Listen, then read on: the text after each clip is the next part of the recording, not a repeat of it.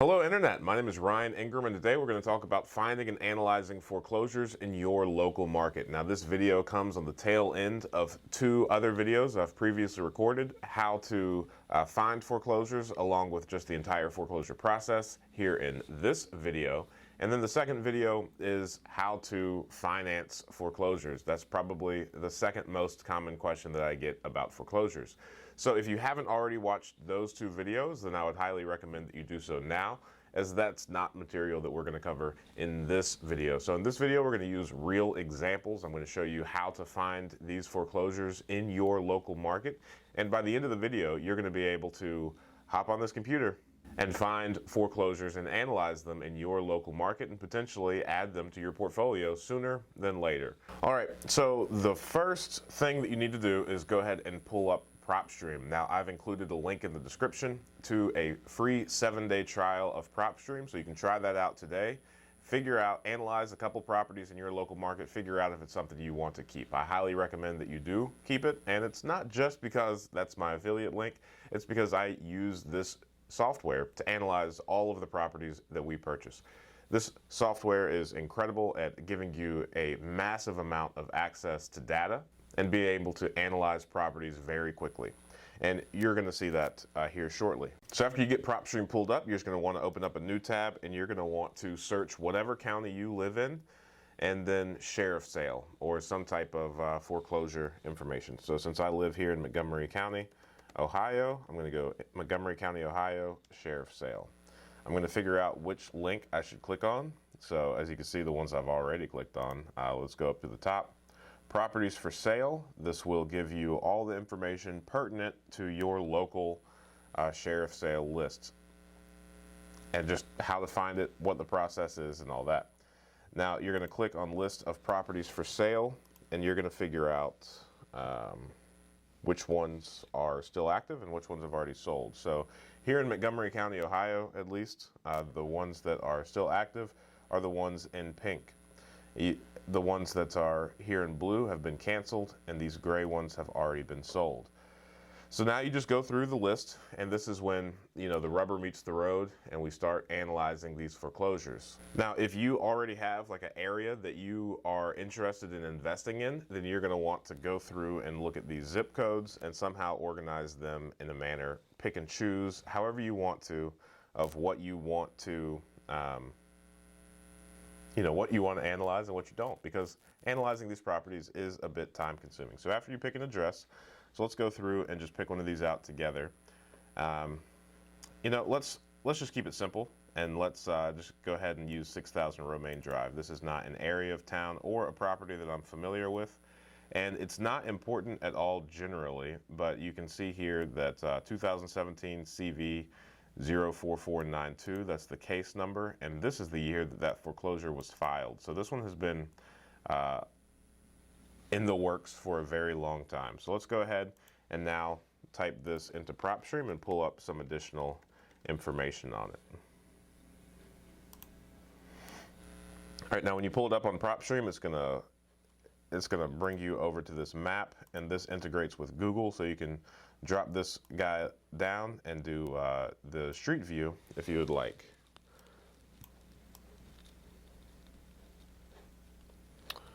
All right, so that is 6000 Romaine Drive, I suppose, and that looks really nice.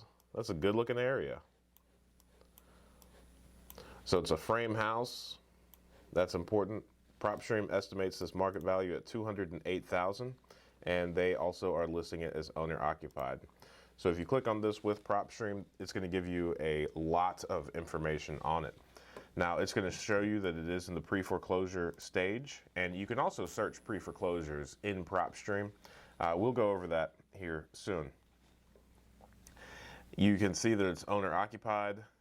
Let's look at these pre-foreclosure details. It'll likely just give the information that we just found on here, as it's pulling the information from this source. So 6000 Romaine Drive, unpaid balance on the mortgage is $86,000.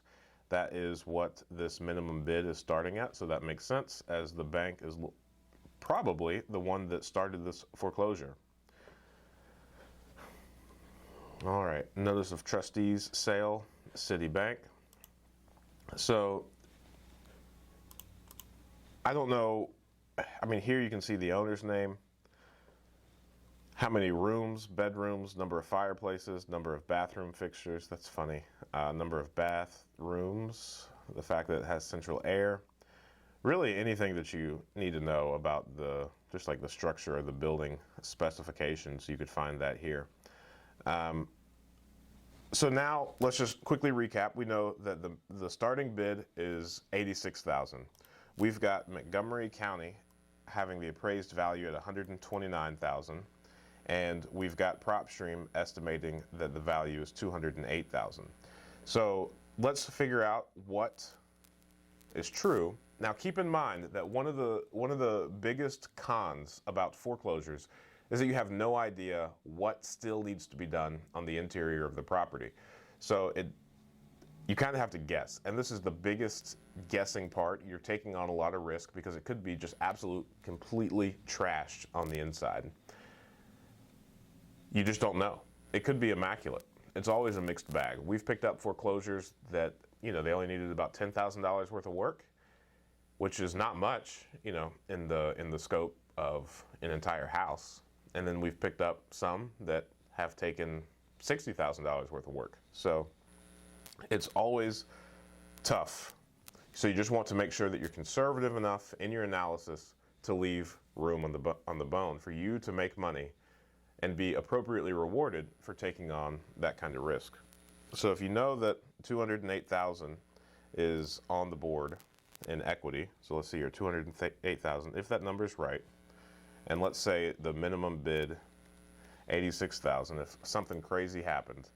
So right now you know that you have $122,858 worth of wiggle room.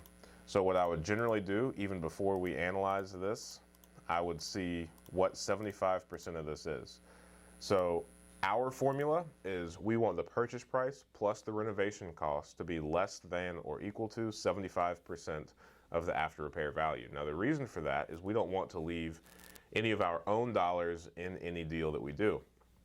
So if we are in it for 75% or less, then when we go to refinance, we're able to pull back that initial purchase price and any money that we put in for rehab. So 75% of 208, again, if that number is accurate, we don't know yet, then you have $156,643 that you can put into the property. So just going, off the top of our head here, let me find something to write on so I can keep up with myself. $156,643 is what we are going to say is the most that you can have in both purchase price and rehab cost. Now, since this is an auction style format, you don't know what you're going to pay for the property. So the only variable that you can solve for now, which again is just a guess, is how much you have to put into the property. So what could the potential property or rehab costs be? So as you're doing this, it's 4 bedrooms, 2.5 bathrooms, and the total property is 2,052 square feet. So just rough numbers, let's say we used $5,000 for each bathroom and then $2,500 for the half bath. So that's $12,500 in bathrooms. Let's say you're going to put $10,000 into the kitchen, and again, keep in mind I'm just guessing. And then 2,052 square feet. Let's say that you're going to pay $4 per square foot for flooring. So now you're at $8,208 for flooring.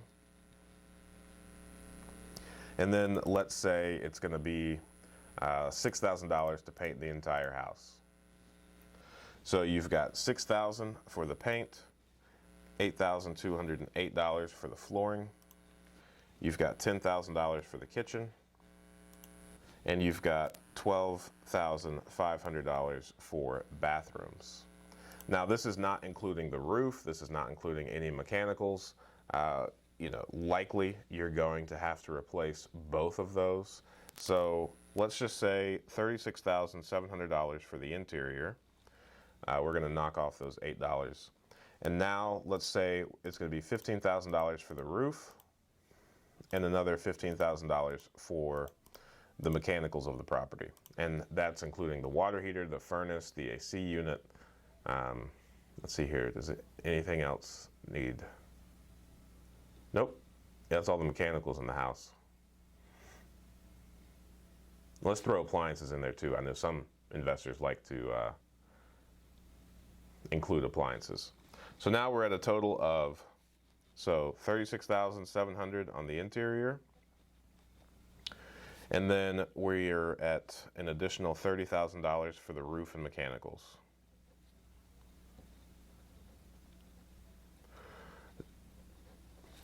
For a total of $66,700. Now, just with that, without doing any additional research, I would say that this was just like the shorthand way of how I would approach a property before I showed up to the sheriff's sale.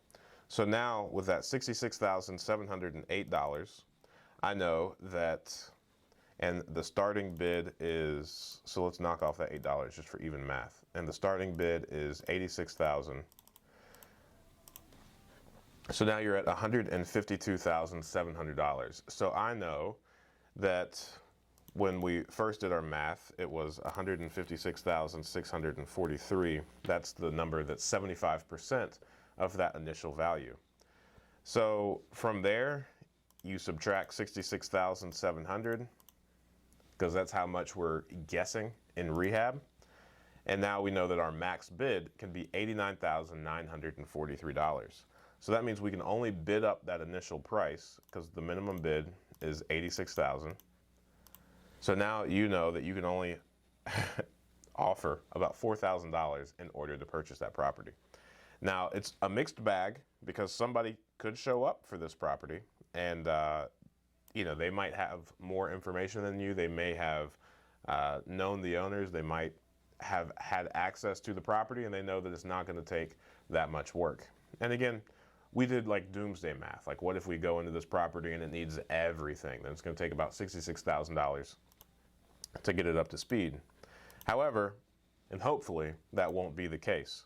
So the more information you can find out about the property and start ruling that stuff out, and you could rule out $15,000 immediately just by driving by. And if you see that the roof looks okay, then now you know you can remove that roof line from your budget, and then that would allow you to bid it up. So you could add back in that $15,000 for the roof, and then you would be able to offer an additional $19,000 on the initial bid, which makes a really big difference. But again, that's just a quick back of the napkin math to figure out what should I bid on this property. Now, let's actually unleash some of the cooler aspects of PropStream and figure out how realistic this $208,000 estimated value is. So what you're going to want to do is save this property. PropStream wants you to save properties before you run comps on it. Now, what I like to do for the comps is I want it to be as close as possible to the property that we're looking at. So minimum bedroom 4, maximum bedroom 4, bathrooms 2. Let's do 2 to 3 since it's that 2.5 one.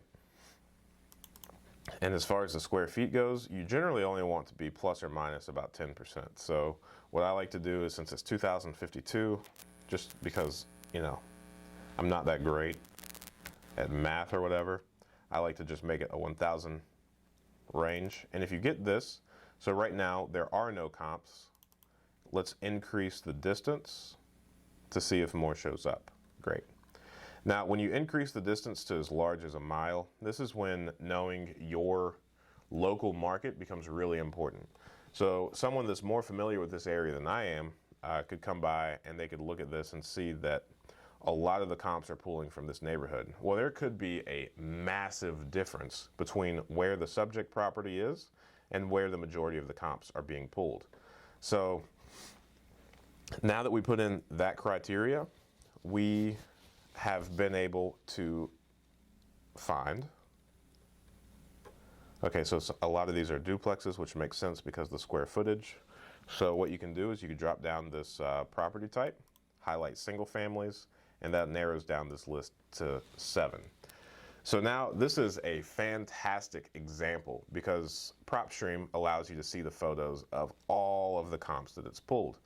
Now, when you're running the comps, you're going to want to, just in the back of your head, envision what you are going to make that property look like, because as it sits right now is irrelevant for this process, because the only thing that you want to know is after you make all the repairs, after you bring it up to speed, what's it going to be worth. So since each of these comps have photos attached to them, then we can look at the pictures and see the difference between, like, well, why did this one sell for $245,000 and why did this one sell for $170,000? So let's go ahead and work our way down.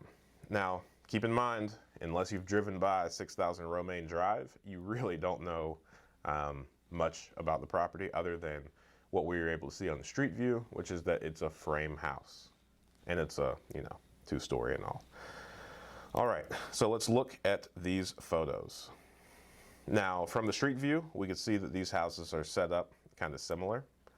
I think it's called a split level or something, but this looks really nice. I mean, somebody did a great job on this property. And I mean, that's renovated very well. And I think this is the most expensive one, and you can clearly see why. I have never done any type of ceiling work on a rental property that looks this awesome.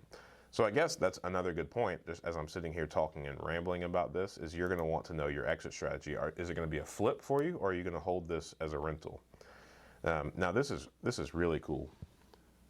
I'm a huge fan of how they left a gap between the crown molding and the ceiling. That's one of my favorite things about really old homes. Yeah, this thing is gorgeous. Somebody put a lot of, they deserve that $245,000 that they got for this property. This is a weird angle to choose for the kitchen. I don't think I would have done that. See that that wood exposed, especially on something so nice. I guess it doesn't really matter. Man, shiplap on the ceiling of the bathroom. Hey, they made this thing look beautiful, that's for sure. So now I think we should use this as a best case scenario for the property that we're looking at, that 6000 Romaine. And this is the basement, I think. Or maybe because it's that bi-level, it's just that lower level. Let's see the windows. Yeah, okay, so that's not the basement. Well, it's kind of a basement, but not really. It's just the style of house. So now we know that if we make it look as awesome as this property, then it should be worth about $245,000. So let's definitely keep that. So we're gonna keep that checked. So actually, just a good rule of thumb, let's go ahead, uncheck all of them. And as we agree that it's a good comp for the property, we're gonna want to check that. So now 3968 Willow Creek, let's see what that one's all about. Similar format, 2 stories on one side, kind of a ranch thing on the other. Looking pretty good. So this is updated. This looks really nice, but it's not the same level of finish as that previous one. So there's no, you remember the detail of the ceiling of the last one? All the crown molding. This looks fantastic. This is fine. This is probably more so like the rental grade of what you would put in, with the exception of this really awesome stained glass. Yeah, it looks really good. All right, so let's go ahead and leave that one on there because that's a good comp. I think just in my head, if we were to get 6000 Romaine, it would look similar to that one. So 195 is a strong comp. Oh, 260. I missed that when I was reading this one. So 245 was not the best. I'm really excited to see what this one looks like. Okay, so it's a little bit different. It's 500 square feet larger, so you're gonna have to factor that in, and it looks like it's got a full 3 bathrooms rather than the 2.5. It's a little bit different. It's a ranch.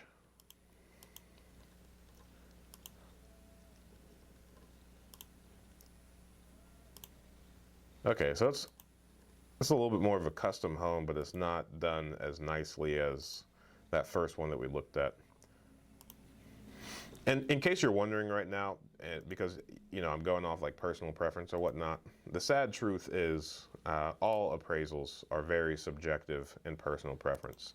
I mean, I like prop sharing because it lets me go through and make my own opinions and have my own like argument for why I think a property is worth what I think it's worth. But I mean, it's not uncommon at all for appraisers to disagree with the owner's opinion of value and vice versa. It's a very touchy thing. Look at that wall. That's pretty funky and fun. Okay, it's one of those horseshoe-shaped homes. It's got a little courtyard in the middle. I guess that's fun.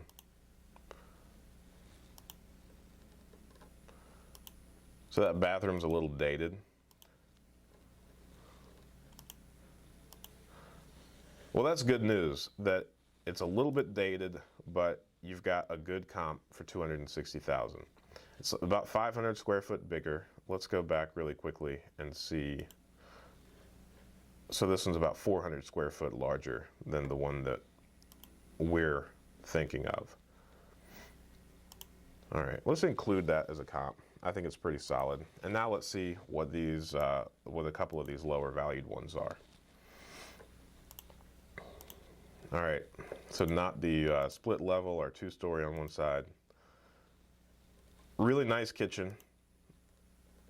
Also a bit, I say dated, I don't really mean it, but that's definitely dated. This is a fun like 70s emerging into the 80s type living room.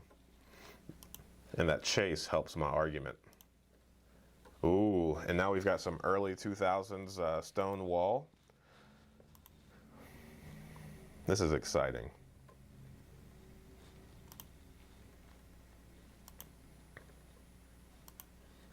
So they redid a bathroom and didn't take that great of a shot of it. That's, as I'm just a quick sidebar, is it's amazing to me how a bathroom can be fantastic, but because the realtor or whoever took this photo, I mean, they weren't even holding their iPhone. Presumably that's what they took this photo on, like level with the house. Like it's just not a good angle to showcase, what the bathroom looks like. And okay, I was about to say we don't even have like another angle of it, but we do. It's right there. So I mean, it's not a good looking bathroom, but still, angles matter. If you're not familiar with how to take photos of properties, watch some photographers. There's a lot of photographers that make videos about how to take good pictures of properties. Okay, so now since this is 170,000, you see its faults.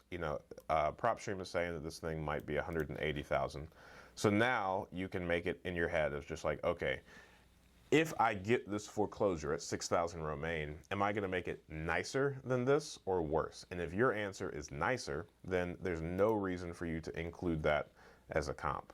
So let's look at this next 170,000. So now you know where like the low bar is, and this is a good one. This is 4-bed, 2.5 bath, almost the exact same square footage as the house that the subject property that we're talking about. Probably just about the same layout. And this is also a little bit dated. Are you going to put carpets in the living room? Probably not. At $4 per square foot, you're not. That's for sure.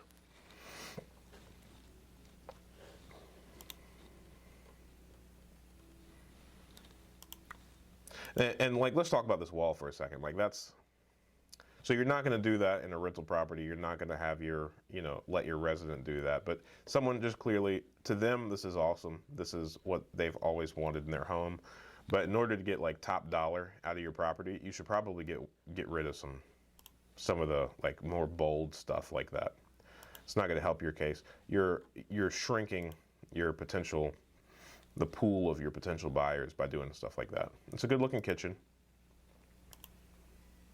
There's another wall. They couldn't resist themselves using some painter tape. I like the Scrabble thing though. That's all you need in life. Laughter, fun, memories, family, love, trust. Hey, there's nothing else that a family could ask for. Solid, wild, blended. All right, now you're losing me a little bit. Maybe they're talking about their favorite smoothie selection. All right. So if you were to go in, buy a house, you wouldn't put carpet in the bedrooms, you wouldn't have carpet in the living rooms. It would be like a more updated, modern kind of paint or whatnot. This bathroom looks nice. You might not do much there.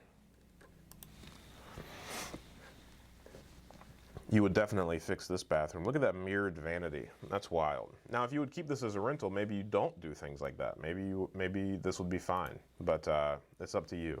So now you have to decide, is that going to be what yours looks like, or are you going to make it better? You're probably going to make it better, especially seeing those first two.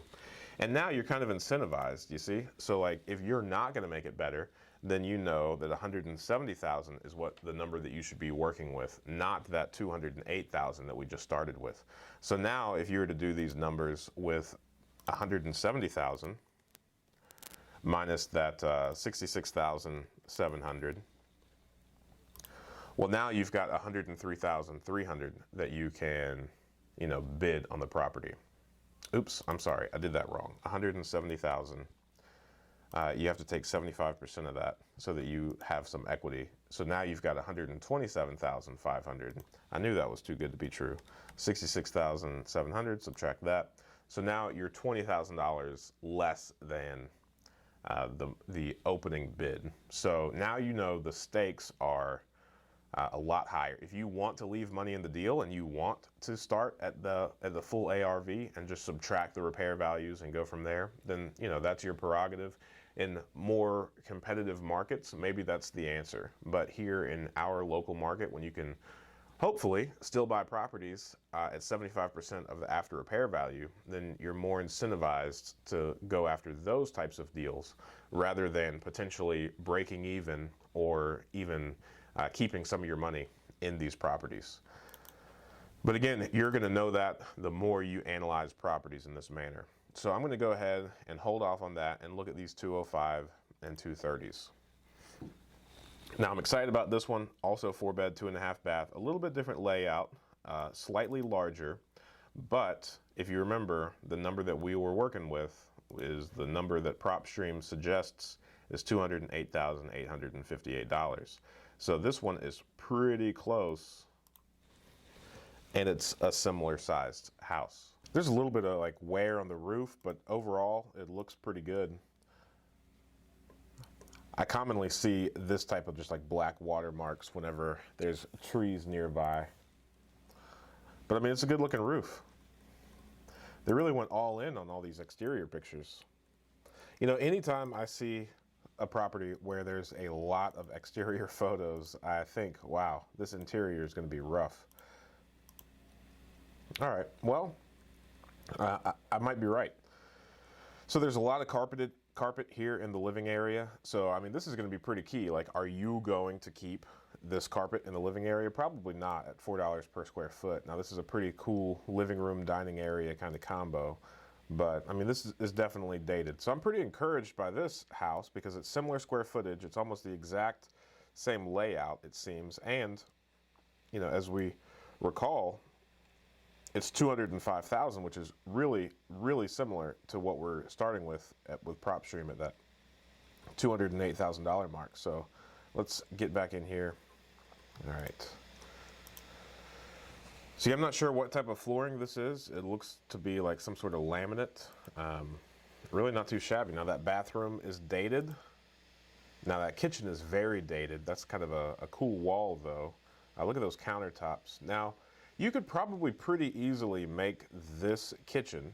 So, okay, I guess let me stop. So I'm encouraged by this because this property is dated. It's not like whitewashed or brought up with like modern materials like you would see most flips nowadays, but it's still, it sold for $205,000. It's a good looking house, don't get me wrong, but the chances of you having a foreclosure, like the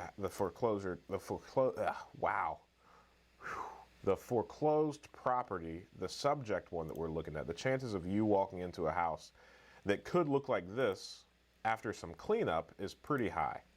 it's a lot higher than, you know, going into a place that's been recently remodeled, like the first property that we looked at. But I mean, you could see, like,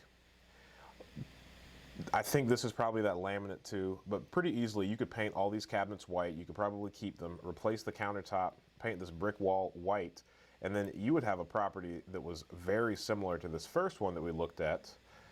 Let's look at that kitchen again. I mean, they didn't even have hardware on these cabinets, so these are just kind of out of the box cabinets. So you could easily change out that hardware in this new kitchen and sync it up pretty nicely.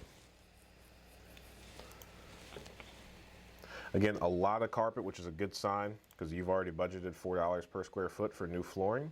And I mean, just replacing this carpet alone would probably have caused the house to sell for a little bit more. Now this bathroom is very encouraging because I would say most properties here in the area, they have bathrooms that look like this. So now, I mean, our numbers that we initially used at that 208,000 make a lot more sense. So if we bought this foreclosure, the subject property, and we were to find bathrooms that look like this, we know that we don't have to necessarily spend that $12,500 on fixing the bathrooms up. We might just have to really, really clean them, and then we could get a similar sale price out of this. So I think this is a really good comp. It's very encouraging. Now let's look at this next one, 230,000. So I'm expecting something. Okay, I'm expecting something a little bit nicer than what we just saw, as far as like the updates and the floor coverings. But let's see. It's again a very similar property. It's like they built a whole neighborhood of these things. Oh, this is very nice. I like this, the banisters from that stairwell. And that kitchen looks really good. This is really a timeless kitchen. I guess you've got some different kind of wall cabinets. You don't see that too often. Some wall cabinets that are just wood, and then some painted ones. But I mean, that's really awesome. I like how the kitchen just seamlessly is just so close to the dining room or the living room where people sit and watch TV. This is a nice house. You know, just personal preference, I like this house a lot more than I like that first one that we looked at, the one that's been kind of whitewashed and recently flipped. This is a lot more my style. You can see some imperfections here in the laminate. If you don't lay it right, you know, weather happens, heating and cooling, it kind of buckles up right there. Don't get me wrong, it's a fantastic house. Yeah, that looks really good. I prefer this over the first one. I know I've already said that, but just as I'm looking at these pictures, I like it a lot. So bizarre that they have some different cabinets hanging on the walls. I wonder what, I want to know the story behind why they painted these white. It may have just been what was on sale. But all other things, I mean, it looks really nice. I love this entire wall of cabinets.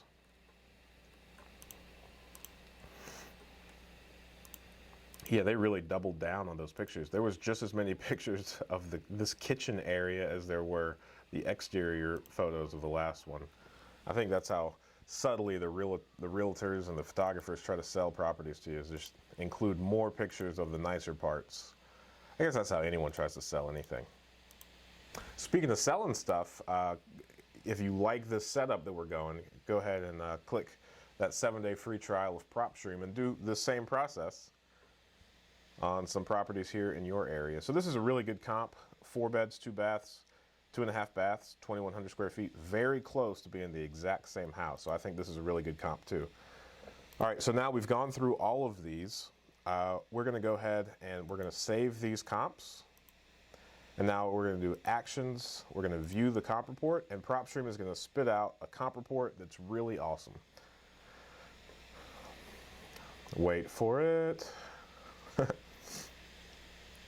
Oh, it'll happen. It'll happen eventually. Here we go. All right, so I really like these reports. I think they're very concise. I think they are very presentable.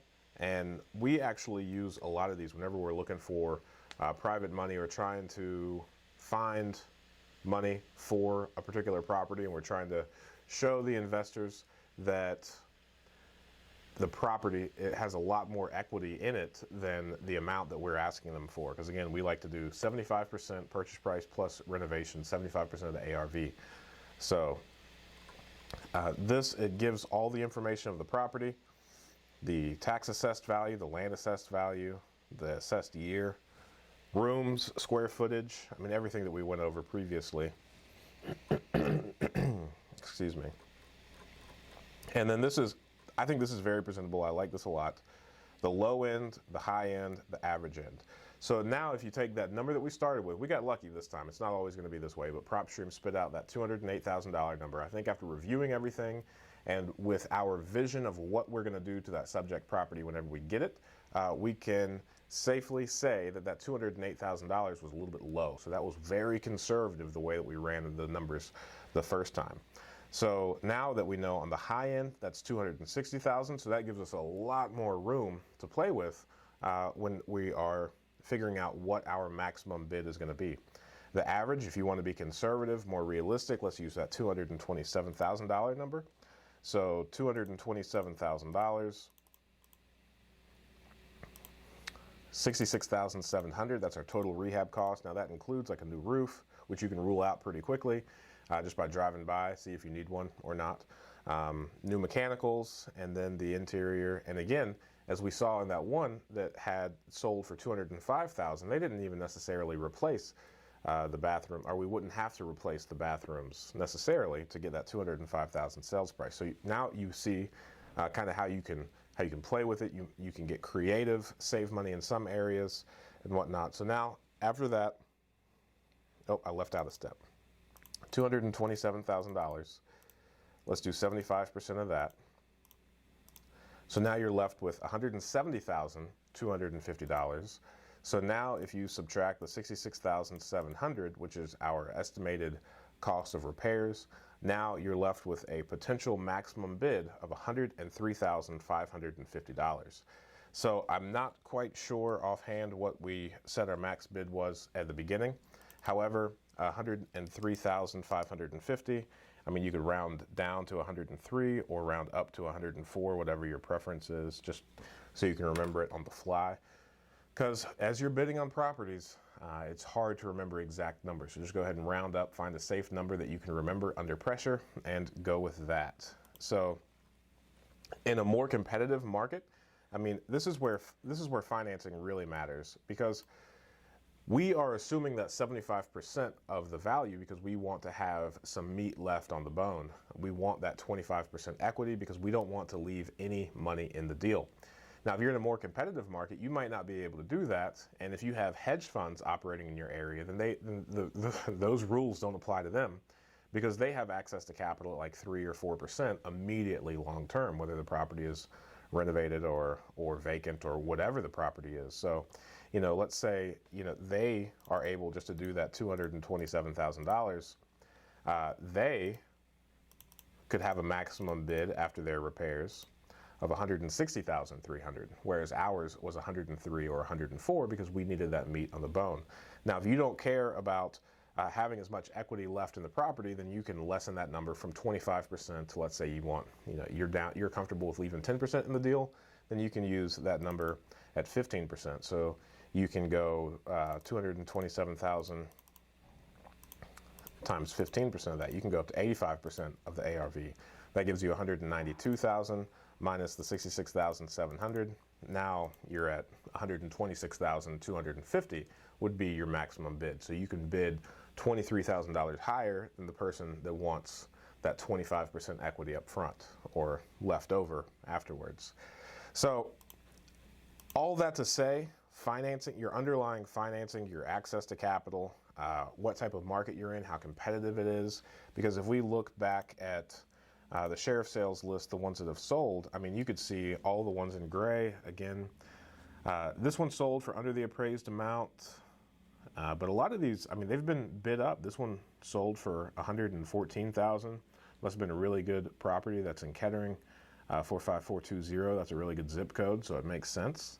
But it's going to be really important to have that number in mind, figure this out on the front end. That way, when you get to the sheriff sale, when you get to that auction, and other people start bidding, you know when to bow out And just like we did with this first property, 6000 Romaine, you could see that December 10th, you've got all of these properties that are going to be bid on that same day. So you've got 1, 2, 3, 4, 5, 6, 7, 8, 9.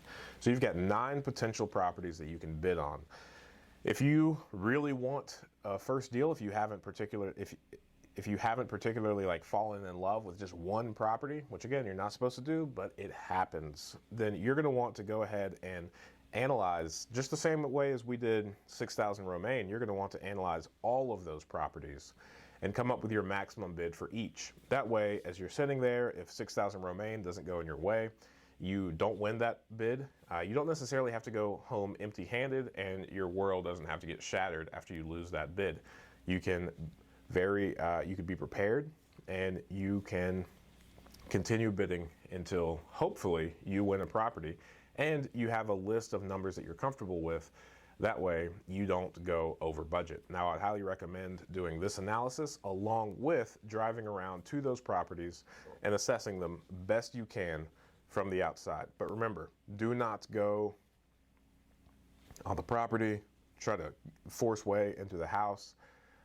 It might be occupied and you don't have legal authority to go on that property. So I do not suggest trying to get creative and forcing your way into the home. It's just not worth it. You don't need a record.